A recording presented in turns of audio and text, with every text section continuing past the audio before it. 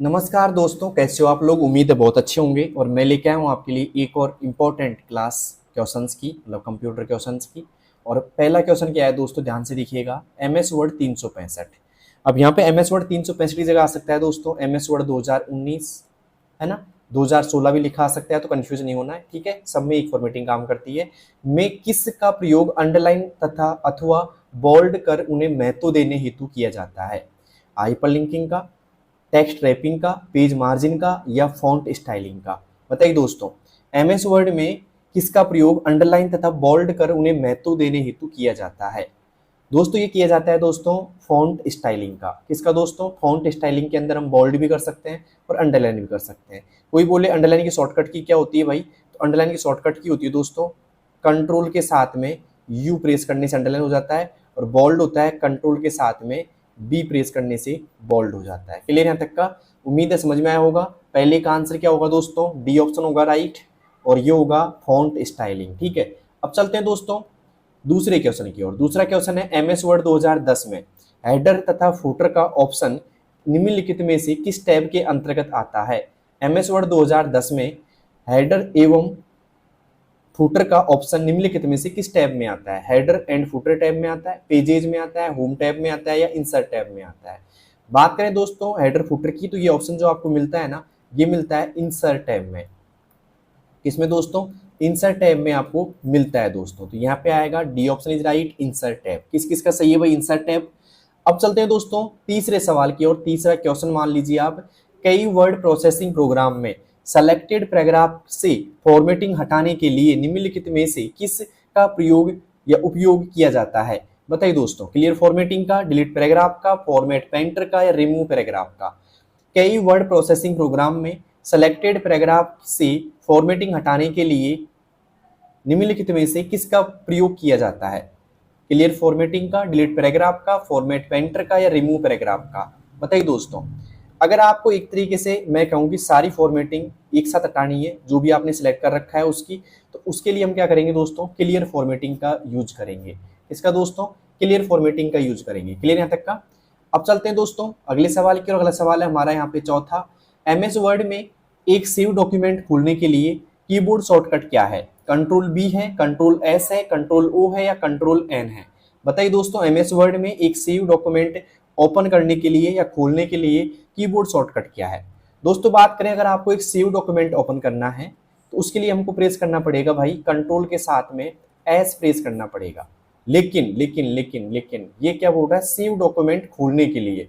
तो ये तो होता है सेव करने के लिए, तो उसके लिए हमको करना पड़ेगा कंट्रोल के साथ में ओ प्रेस करना पड़ेगा, क्योंकि पहले से सेव है, ठीक है। अगर मैं बात करूं सिर्फ सेव करने के लिए, क्या दोस्तों, सिर्फ सेव करने के लिए बात करूं मैं, तो उसके लिए करना पड़ेगा कंट्रोल एस, ठीक है। और मैं बोल लूं सेव को ओपन करना है, जो पहले से सेव है उसको ओपन करना है, तो क्या आएगा दोस्तों, कंट्रोल के साथ में ओ आएगा, कंफ्यूज नहीं होना है, ठीक है। तो यहाँ पे आएगा कंट्रोल ओ। क्यों, क्योंकि क्या बोल रहा है कि एमएस वर्ड में सेव डॉक्यूमेंट खोलने के लिए, ओके। डॉक्यूमेंट सेव करने के लिए कंट्रोल एस, और सेव डॉक्यूमेंट के लिए, सेव डॉक्यूमेंट ओपन करने के लिए कंट्रोल ओ प्रेस किया जाएगा। तो यहाँ पे देखो कंट्रोल एस से क्या होता है, सेव डॉक्यूमेंट होता है, मतलब डॉक्यूमेंट को सेव करते हैं। ये सेव को ओपन किया जाता है कंट्रोल ओ से, और यहाँ से क्या होता है, नया डॉक्यूमेंट खोलने के लिए या नई फाइल, नया फाइल आप ओपन कर सकते हो इससे। और कंट्रोल बी से क्या कर सकते हैं दोस्तों, बोल्ड कर सकते हैं। तो कंफ्यूज नहीं होना है, आराम से आप कर दोगे दोस्तों। अब चलते हैं दोस्तों अगले सवाल की ओर। अगला सवाल है हमारा यहाँ पे पांचवा सवाल क्या है, एमएस वर्ड 365 में होम टैब के भीतर किस समूह में अलाइनमेंट ऑप्शन होते हैं। दोस्तों यहाँ पे मैं बता देता हूँ बार बार आपसे, यहाँ पे 365 दोस्तों 2019 भी आ सकता है, 2016 भी आ सकता है, तो कंफ्यूज नहीं होना है यहाँ पे, ठीक है। तो ये बोल रहा है कि अलाइनमेंट जो ऑप्शन होता है वो किस टैब में होता है। सबसे पहले बात करें दोस्तों अलाइनमेंट की, तो अलाइनमेंट जो ऑप्शन होते हैं वो 4 होते हैं दोस्तों। कितने होते हैं, 4 होते हैं। पहला होता है लेफ्ट, जो बाय डिफॉल्ट होता है। दूसरा सेंटर होता है दोस्तों, सेंटर। तीसरा होता है राइट, और चौथा होता है दोस्तों जस्टिफाई। कौन सा होता है दोस्तों, जस्टिफाई होता है। क्लियर यहाँ तक का।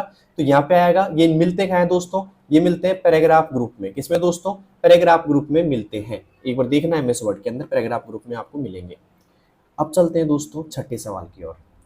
छठा सवाल क्या है, एमएस वर्ड 365 में पेपर के किनारे और टेक्स्ट के बीच की जगह वर्णन करने के लिए निम्नलिखित में से किस शब्द का प्रयोग किया जाता है? साइज, कॉलम, ओरिएंटेशन या मार्जिन। दोस्तों यहाँ पे बात करेंगे, अगर आपको ये सब करना है, एक तरीके से जगह का वर्णन करना है, तो उसे बोलेंगे मार्जिन। क्या बोलेंगे दोस्तों? मार्जिन बोलेंगे। और मार्जिन आपका 4 प्रकार का होता है। एक होता है टॉप, एक होता है बॉटम मार्जिन, ठीक है, एक होता है आपका लेफ्ट मार्जिन, और एक होता है दोस्तों राइट मार्जिन। क्लियर यहाँ तक का? अब चलते हैं दोस्तों अगले सवाल की। और अगला सवाल है हमारा यहाँ पे 7वां। आपने MS वर्ड 365 में एक नया डॉक्यूमेंट बनाया है और आपने उसमें कुछ बदलाव किए हैं। आप डॉक्यूमेंट को सेव करना चाहते हैं, लेकिन आप किसी अलग नाम से उसकी कॉपी भी बनाना चाहते हैं, तो आपको निम्नलिखित में से किस कमांड का उपयोग करना चाहिए? ठीक है, मतलब पहले से कोई फाइल सेव है, उसे किसी और नाम से आप कुछ बदलाव करके उसमें कुछ और नाम से आपको सेव करना है, तो किसका प्रयोग करेंगे भाई? तो उसके लिए हमको करना पड़ेगा सेव एज का प्रयोग। किसका दोस्तों? सेव एज का प्रयोग करना पड़ेगा। अब सेव एज की शॉर्टकट की क्या है दोस्तों? F12 होती है। ओपन की शॉर्टकट की क्या होती है दोस्तों? कंट्रोल के साथ में O होती है। सेव की क्या होती है दोस्तों? कंट्रोल के साथ में S होती है, ठीक है। और क्लोज की क्या होती है? कंट्रोल के साथ में W होती है, ठीक है। उम्मीद है सबको समझ में आ गया होगा आपको। अब चलते हैं 8वें क्वेश्चन की ओर। 8वां क्वेश्चन है MS वर्ड 365 में निम्नलिखित में से या निम्न में से कौन सा एक चेंज केस का ऑप्शन नहीं होता है? निम्नलिखित में से कौन सा एक चेंज केस का ऑप्शन नहीं होता है? बताइए दोस्तों कौन सा नहीं होता है? Upper case, toggle case, page case या सेंटेंस केस? दोस्तों बात की जाए तो पेज केस नहीं होता है, ठीक है, ये नहीं होता है। तो यही पूछ रहा है कि कौन सा नहीं होता? पेज केस नहीं होता, ठीक है। तो यहाँ पे आएगा दोस्तों सी ऑप्शन इज राइट। क्या आएगा दोस्तों? जबकि ये भी होता है, ये भी होता है और ये भी होता है, ठीक है। और एक और होता है, वो कौन सा होता है फिर? कैपिटलाइज ईच वर्ड होता है। कौन सा होता है दोस्तों? कैपिटलाइज ईच वर्ड होता है, ठीक है। अब चलते हैं दोस्तों अगले सवाल की ओर। अगला सवाल है हमारे पास में 9वां। यहाँ तो समझ में आ गया होगा आपको पेज केस, ठीक है। 9वां, MS वर्ड 365 में निम्नलिखित में से किसका उपयोग संपूर्ण पैराग्राफ को सिलेक्ट करने के लिए किया जाता है?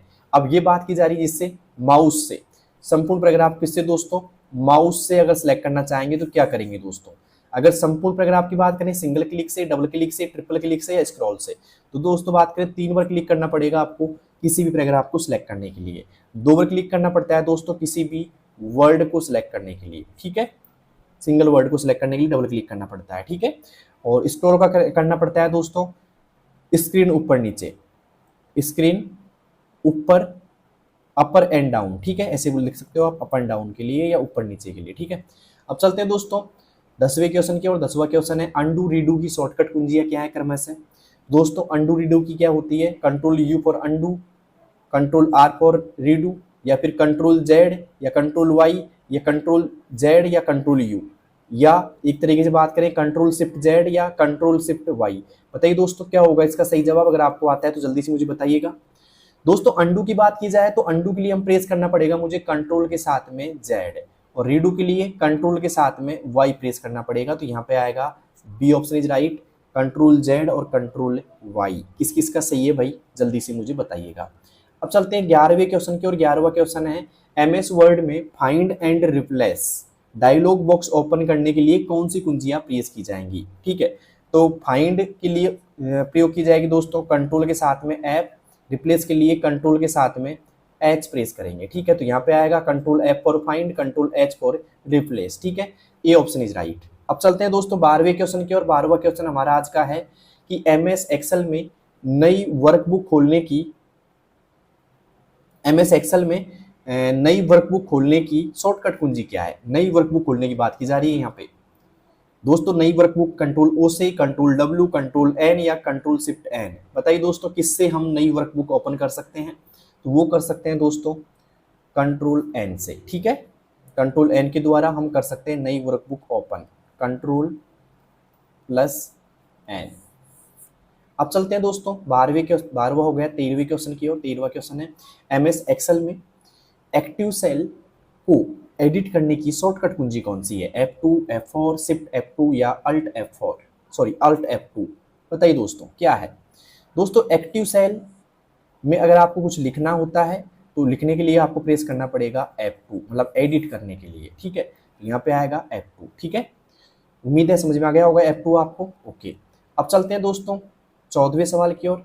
यहाँ पे एक्सेल में वर्तमान वर्कबुक को सेव करने की शॉर्टकट कुंजी कौन सी है? वर्तमान वर्कबुक को control shift S, control S F5 या कंट्रोल अल्ट एस। दोस्तों अगर वर्तमान वर्कबुक की बात की जाए सेव करने की, तो उसके लिए हमको प्रेस करना पड़ेगा कंट्रोल के साथ में एस। तो उम्मीद है समझ में आ गया होगा, control S, B option is right. अब चलते हैं दोस्तों 15वें सवाल की, और 15वां सवाल है MS एक्सेल में किसी फॉर्मूला को अप्लाई करने के बाद उसी फॉर्मूला को नीचे की सेल रेंज तक कॉपी करने के लिए कौन सी कुंजी प्रयोग की जाएगी? मतलब सीधी सी बात है, नीचे तक अगर आप करना चाहते हैं उसको फॉर्मूला कॉपी, तो उसके लिए कंट्रोल के साथ में डी प्रेस करना पड़ेगा आपको। तो यहाँ पे आएगा दोस्तों कंट्रोल डी। ओके, किस किस का सही है भाई? Control D. अब चलते हैं दोस्तों 16वें सवाल की ओर। 16वां सवाल है हमारा, नई स्लाइड इंसर्ट करने की शॉर्टकट क्या है? Control M, control N, control shift M या कंट्रोल अल्ट एन। दोस्तों आप यहाँ पे कंफ्यूज हो जाओगे कंट्रोल एन और कंट्रोल एम में। कंट्रोल एम होती है दोस्तों नई स्लाइड के लिए, किसके लिए दोस्तों? नई स्लाइड के लिए आती है। और कंट्रोल एन आती है दोस्तों नई फाइल के लिए। ध्यान रखना इस चीज़ का, ये महत्वपूर्ण है। तो यहाँ पे ऑप्शन आएगा कंट्रोल एम, नई फाइल के लिए, ठीक है, नई स्लाइड के लिए, सॉरी। उम्मीद है 16 तक आपको समझ में आए होंगे। और किस किस को समझ में आया भाई 16 तक क्वेश्चन? अगर समझ में आया तो अपने उन दोस्तों के पास क्लास को शेयर करना जिनकी हाल फिलहाल में कोई भी कंप्यूटर संबंधित एग्जाम है, ठीक है, कर ही देना आप शेयर। ओके, अब चलते हैं दोस्तों 17वें सवाल की ओर। 17वां सवाल क्या है, ध्यान से देखिएगा। ऑनलाइन शॉपिंग का उदाहरण है, ऑनलाइन शॉपिंग का उदाहरण है अमेजन, फ्लिपकार्ट, स्नैपडील या उपरोक्त सभी। दोस्तों ऑनलाइन शॉपिंग हम इस अमेजन से भी कर सकते हैं, फ्लिपकार्ट से भी कर सकते हैं, स्नैपडील से भी कर सकते हैं। तो यहाँ पे आएगा उपरोक्त सभी। क्या आएगा दोस्तों? उपरोक्त सभी आएगा, ठीक है। अब चलते हैं दोस्तों 18वें क्वेश्चन की ओर। 18वां क्वेश्चन है, यूपीआई का पूरा नाम क्या है? Unified payment interface, universal payment integration, unique payment internet या यूनिफाइड प्रोटोकॉल इंटरनेट। बताइए दोस्तों क्या होगा यूपीआई का पूरा नाम? जल्दी से बताइएगा, यूपीआई का पूरा नाम क्या है? और आपने कभी यूपीआई का नाम सुना है कि भाई? अगर सुना है तो मुझे बताइए क्या काम आता है यूपीआई।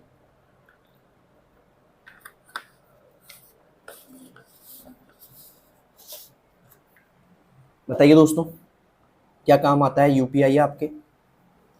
दोस्तों यूपीआई की बात की जाए तो इसकी जो फुल फॉर्म होती है एक तरीके से होती है यूनिफाइड, क्या होती है दोस्तों? Unified payment interface. E option is right.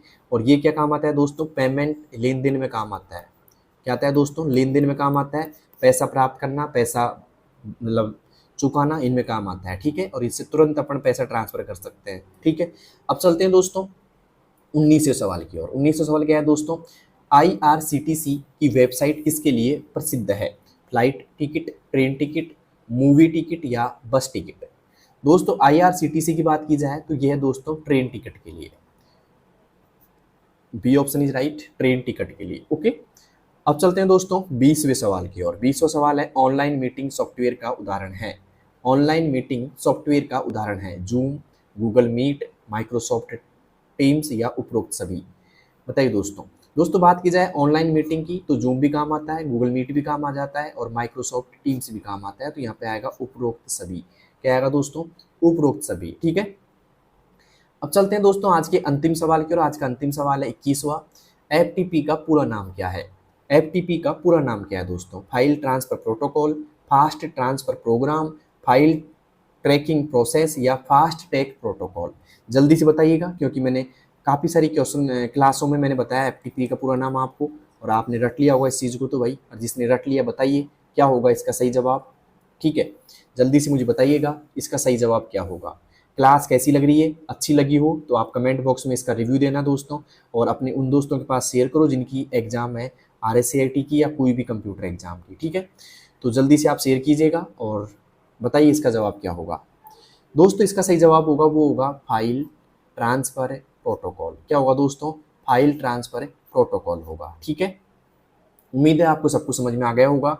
अब जाते जाते आपसे एक सवाल पूछ करके जाऊंगा मैं, क्योंकि इस सवाल का जवाब मैंने दे दिया होगा इसी क्लास में। दे दिया क्या? दे दिया मैंने, ठीक है। तो बताइए मुझे,